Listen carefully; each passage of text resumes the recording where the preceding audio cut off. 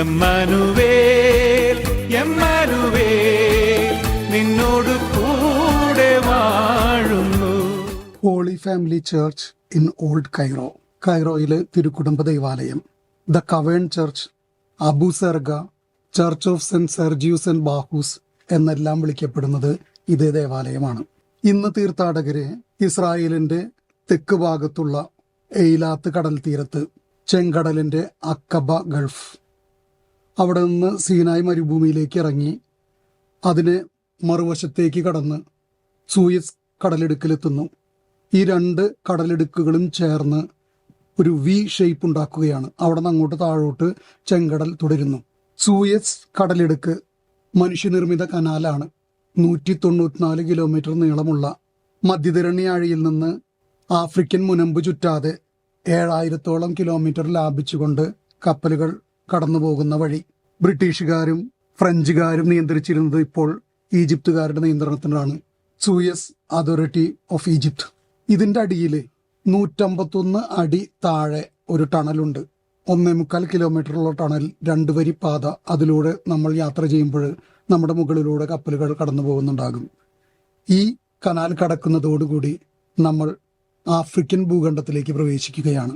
നേരെ കൈറോയിലെത്തിയാൽ പഴയ കൈറോയുടെ കവാടത്തിൽ തന്നെ വാഹനങ്ങളെ നിയന്ത്രിക്കും. അവിടുന്ന് താഴോട്ട് ഇറങ്ങി കച്ചവട വഴിയിലൂടെ നടന്നാൽ ഇടതുവശത്ത് താഴോട്ടൊരു വഴി കാണും.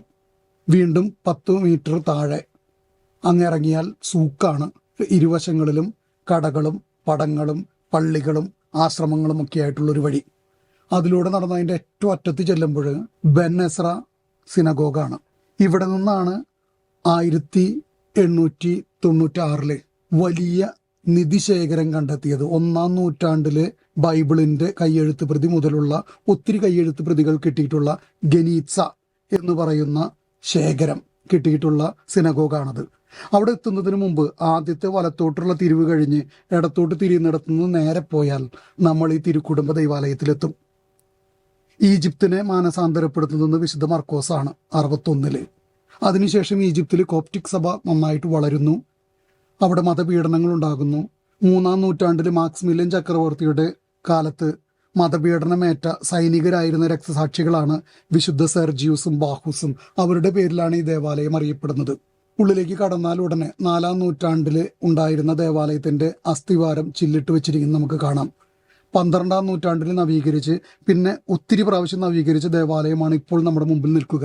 ഉള്ളിലേക്ക് കടന്നാൽ 3 ഭാഗമായിട്ട് തിരിച്ചിട്ടുള്ള ദേവാലയത്തിന്റെ നടുക്ക് തൂണുകളാണ്. 12 തൂണുകൾ 12 അപ്പസ്തോലന്മാരെ സൂചിപ്പിക്കുന്നു. അതിലൊന്നിൽ കളറില്ല, കുരിശില്ല. അത് യൂദാസിനെ സൂചിപ്പിക്കുന്നു. മധുബഹയെ വേർതിരിക്കുന്നത് കരിന്താളി മരവും ഐവറിയും ചേർത്തിട്ടുള്ള കറുപ്പും വെളുപ്പും കലർന്നൊരു പാനലാണ്. ഇതിന്റെ വലതുവശത്ത് ബത്ലഹേമിന്റെ ചിത്രീകരണം തിരുപ്പിറവിയെ ആവിഷ്കരിക്കുന്നു. ഒപ്പം 5 അപ്പവും 2 മീനും വർദ്ധിപ്പിച്ച അത്ഭുതവും. ഇടതുഭാഗത്ത് വിശുദ്ധ ദിമിത്രിയൂസ്, വിശുദ്ധ ഗീവർഗീസ്, വിശുദ്ധ തയദോർ എന്നിവരുടെ ചിത്രീകരണങ്ങളാണ്. ഉള്ളിൽ മധുബഹയിൽ സമചതുരത്തിലുള്ള അൾത്താര, അതിനു മുകളിൽ മരം കൊണ്ട് തീർത്തൊരു കനോപ്പി, ആ കനോപ്പിയിൽ കർത്താവും മാലാഖമാരും. വലതുവശത്തൂടെ ഉള്ളിലേക്ക് കടന്നാൽ താഴോട്ടിറങ്ങാനുള്ള കൽപ്പടവുകളുണ്ട്. താഴോട്ടിറങ്ങിയാൽ അവിടെ ക്രിപ്റ്റ് ഒരുക്കിയിരിക്കുന്നു. ഇതാണ് പഴയ ഗുഹ, തിരുക്കുടുംബം താമസിച്ചിരുന്ന സ്ഥലം. അതിൻ്റെ ഒരു മൂലയിൽ ഉണ്ണിയേശുവിനെ കിടത്തിയിരുന്ന പാറയുണ്ട്. നടുക്കൾത്താരയും വലതുവശത്ത് മാമുദീസ തൊട്ടിയും.